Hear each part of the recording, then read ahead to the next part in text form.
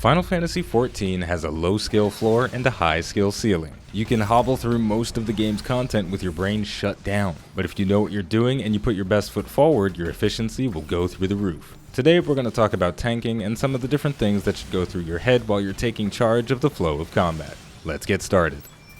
The most important thing you can do as a tank, besides keeping all the enemies attacking you, is gauging the difficulty of an encounter. And we can see the levels of encounter difficulty very clearly in the first 3 pulls in the Twinning level 80 dungeon. The first pack of the dungeon is easy, but a little bit hectic. None of the enemies use tank busters or attacks that are worth interrupting, and their damage output is relatively low. So throughout the fight I used a series of light cooldowns. Nascent Flash, the level 76 warrior ability, absorbs a portion of the damage I deal as HP, and when paired with the right weapon skills, it heals for more damage than I take. I also use the roll action Arm's Length. This isn't a typical reduce damage taken ability, but it does reduce the rate at which enemies can attack you. While Arm's Length is active, enemies that hit you receive the slow effect, which reduces their attack speed and casting speed. The slow effect lasts for 15 seconds. The second pull isn't much different than the first, but it has a Minotaur that uses an interruptible attack, so make sure Interject is on your hotbar so you can interrupt it. The third pull is the most challenging. The enemies hit a bit harder, and the big 3-headed dragon, Surplus Kalia, has a tank buster and a large telegraphed attack. For this pack, you'll want to keep your target on Kalia as much as possible so you can stun the tank buster main head. I stunned it successfully the first time it was used, but the second time I was too slow and got hit. Thankfully, I was using a lot of defensive cooldowns at the time, so it didn't do much damage. But that's the whole point. Throughout these fights, you want to use your cooldowns. Be active in how you defend yourself. Don't just sit around and soak hits without mitigation. Before we move on to the next topic, we're going to look at one more dungeon pull. This is the hardest a dungeon pull can possibly be. It requires you to use mitigation cooldowns and interrupt enemy attacks. There are 2 vitalized Reptoids in this pack, and they will simultaneously cast an ability called Berserk. If that ability is cast successfully, the Reptoid gains increased damage for 15 seconds, during which time you will get shellacked. In an ideal world, your group's damage dealers will help you interrupt things, but most of the time that's not going to happen because we don't live in an ideal world, so it'll be your job to interrupt both of the cast bars. This can be tricky, but if you do it, your healers will definitely give you a commendation at the end of the dungeon. Or at least you figure that's how it would work. Next up, let's talk about fighting bosses. In FF14, boss fights are very structured. They have a set pattern of attacks and they don't deviate from that pattern. But when you add a group of random players with varying degrees of skill and knowledge about an encounter, randomness gets introduced and your ability to keep yourself alive and the fight under control gets put to the test. Your group's healer is the main thing keeping you alive, but it's your responsibility to make your HP easier to maintain. And you do this with cooldowns for mitigation and healing.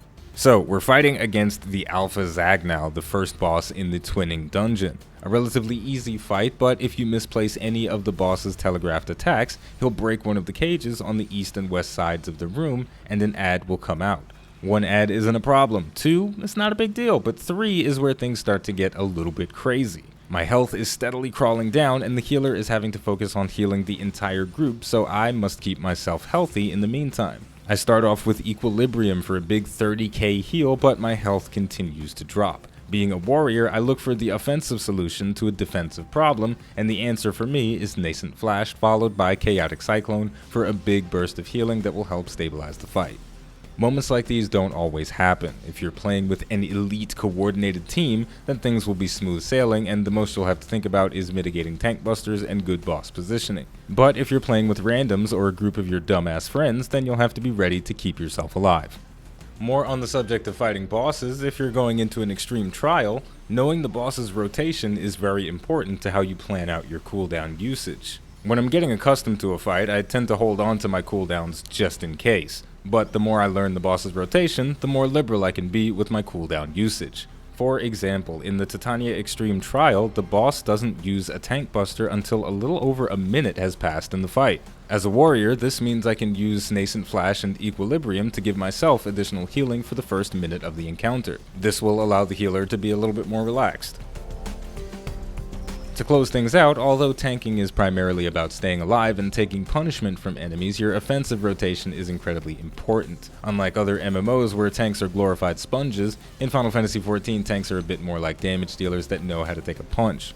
Knowing your single target rotation is important for bosses, while your AoE rotation is pivotal to success when you're pulling multiple packs in a dungeon.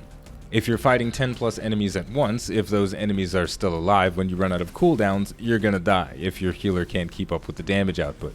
Make sure you're using your area attacks and your offensive buffs. It takes practice, and it's certainly not easy to worry about attacking and defending at the same time, but it's fun and rewarding. Overall, tanking in Final Fantasy XIV has never felt better than it does in Shadowbringers. At level 80, you have a selection of cooldowns to deal with a wide variety of situations. For the warrior specifically, you can choose between Nascent Flash and Raw Intuition, lifesteal versus damage reduction.